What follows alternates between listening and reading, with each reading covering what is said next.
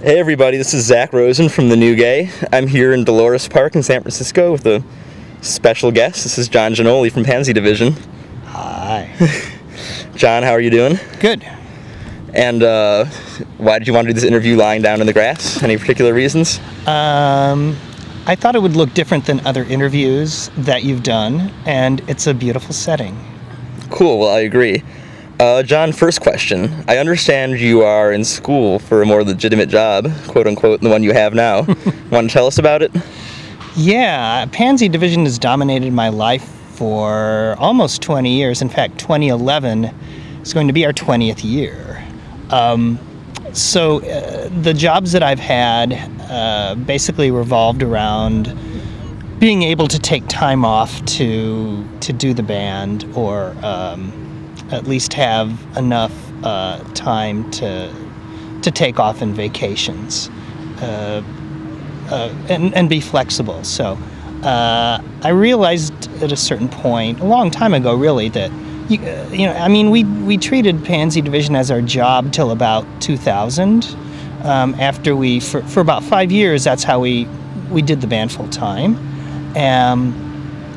But then we realized it was going to be causing more stress in our lives if we have to depend on it. So we all got jobs instead and turned it into our hobby. But even so, it's still we're still arranging our lives around it. So now I'm trying to get a more professional job, and I'm studying to be a paralegal, which will be a complete 180-degree turn from playing music or working in record stores or for record labels, which is what I've done in the past.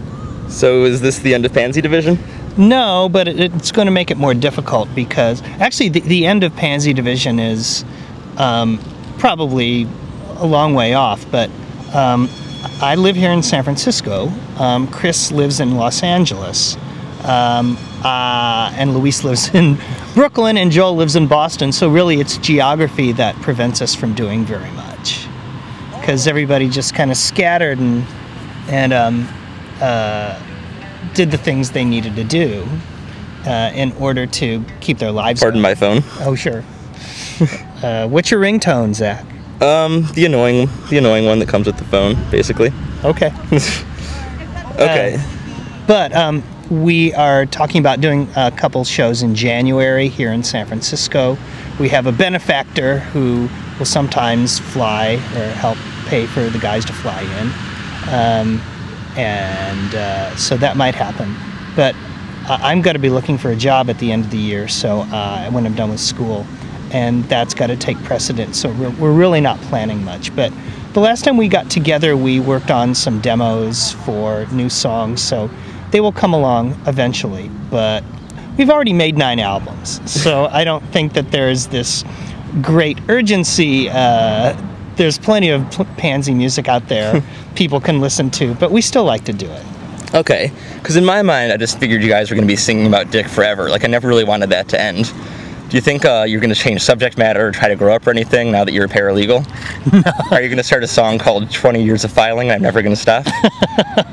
I think that we already grew up, and that happened with our absurd pop song Romance album. So after that, it was kind of a mixture of the humor and more serious stuff. And that, I think, is a good blueprint that I feel like we still have a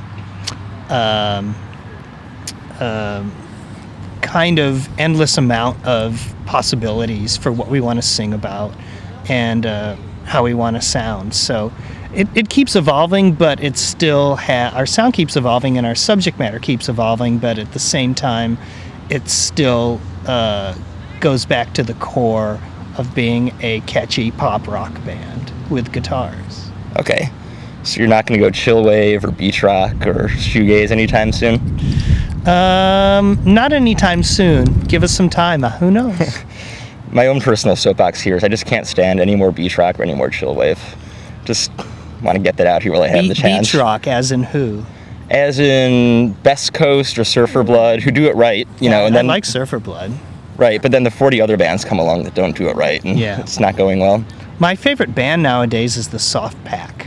I listen to them almost ceaselessly, so that's been my big discovery enjoyment this year, because I got their album, but then I've been digging up all these obscure songs from singles and EPs, and I love it. Anything else you're really into these days?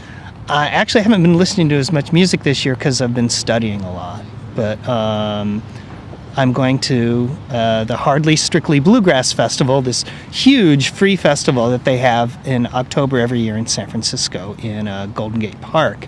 So I've been doing some more kind of country listening. I was listening to Loretta Lynn this morning before we got together.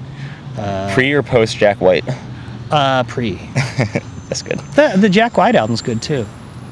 Actually, Portland, Oregon is the only Loretta Lynn song I know, and I'd never admit that normally, but, you know, if John's going to be honest. We've got it on film. Yes, this is going to be my undoing. Anyone else? Yes, I actually have been putting all this music on my iPod. I walk to school. It's about 2.5 miles. That's my time to, takes about 50 minutes each way. That's where I do my listening now. And, God, what else have I been listening to? Now, of course, I can never think when I'm put on the spot. I am totally blanking. I wish I had my iPod with me so I could look at it. We'll spare everyone, John and I, looking at an iPod for 40 minutes. Thank That you. would be a non-interesting interview. Most of the gay musicians that people know now, like Ed Droste is an out gay musician, but no one's going to call Grizzly Bear a gay band. You know, where something like Pansy Division was gay, and that was kind of a lot of your appeals that you wrote, you know, fun, non-disco gay music. Do you think that's kind of dead? Like, do you think we're all post-gay so that our bands are going to be post-gay? I think there's something to that, but I can't stand Grizzly Bear. You know, I think that you really have to make an effort to be less boring than that. They were on that radio show Sound Opinions, that's on NPR, the like rock critics show. They did a live performance, and then they were interviewed. They did an acoustic thing, and they're talking about how much they're into Michael McDonald. Come on, Michael McDonald is horrible. I mean, I never liked the Doobie Brothers, but the Doobie Brothers stuff with Michael McDonald is the worst. And, you know, they're invoking Michael McDonald, which says, you are lame and I can now ignore you. You know, that is a great place to stop, because I'm not going to top that. Unless I do top it, which would be awesome. Ooh. That's up to Ed. Yeah. So, John, thank you. You're welcome. And I want to say goodbye to everybody. Goodbye. I love The New Gay. That's why I'm here talking to Zack. I think The New Gay has great articles and writes about things from a really great point of view that I certainly don't see in most other gay media. So rock on, Zack. Cool. Rock on, John. Take care, and goodbye.